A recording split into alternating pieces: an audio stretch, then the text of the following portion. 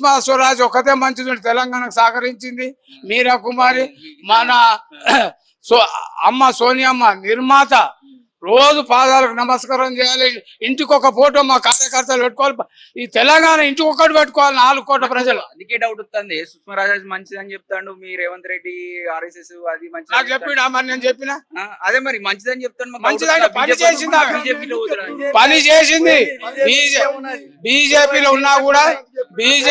ఉన్నా కూడా ఆమె ప్రజల మీద ప్రేమతోటి 60 ఏళ్ళ ఆకాంక్ష చాలా బాధపడుతున్నారు, చచ్చిపోతున్నారు. 1969లో 309 మంది తూటాలకు బలైనటువంటి అప్పుడు ఈ దొంగ కేసీఆర్ నిరాదీసి ఖమ్మంలో ఏం చేసి పోయి ఛాయ్ తాగుతుడు, నిమ్మరసం తీసుకుంటుడు.